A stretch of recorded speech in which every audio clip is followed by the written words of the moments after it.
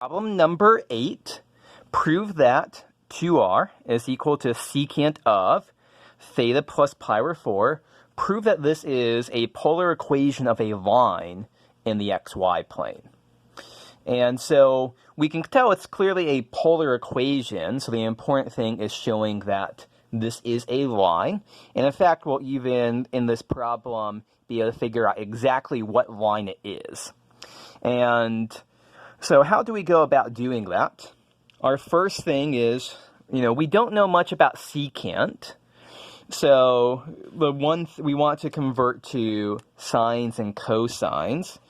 So secant is really 1 over cosine of theta plus pi over 4. So what I'm going to do is I'm going to multiply both sides by cosine of theta plus pi over 4. I'm also going to move the 2 to the other side, dividing by 2. And when I make those changes, I'm going to end up with r times cosine of theta plus pi over 4.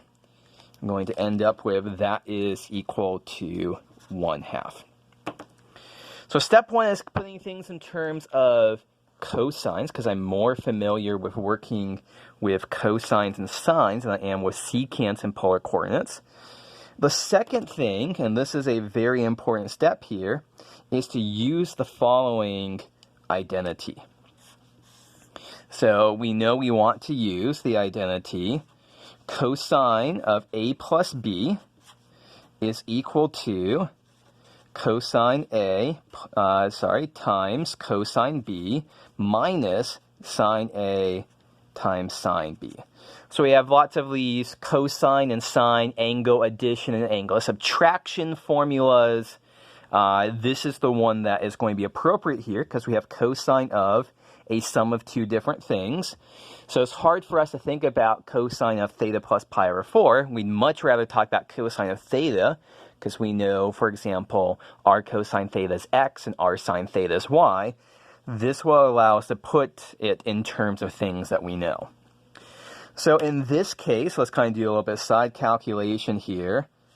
Cosine of a is going to be theta, b is going to be pi over 4, is going to be cosine of a, that's theta, times cosine of b, cosine of pi over 4, minus sine of a is theta, sine of b is sine of pi over 4. And now we know what cosine of pi over 4 is. We know that's root 2 over 2. And we know that also sine of pi over 4 is root 2 over 2. So we're going to replace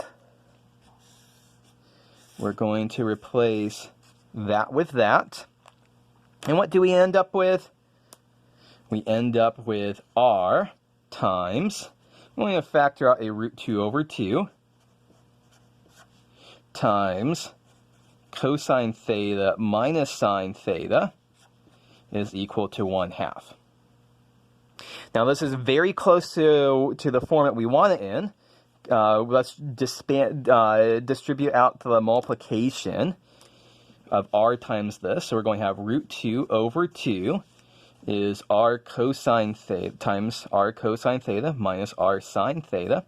That's equal to 1/2. And polar coordinates, we know this is x and this is y. So root 2 over 2 times x minus y is equal to 1/2. So here we see that this is an equation of a line in the xy plane, and you can manipulate it if you want to put into some kind of standard form or point or slope-intercept form, but it's a linear equation and just x and y. It's a line in the xy plane.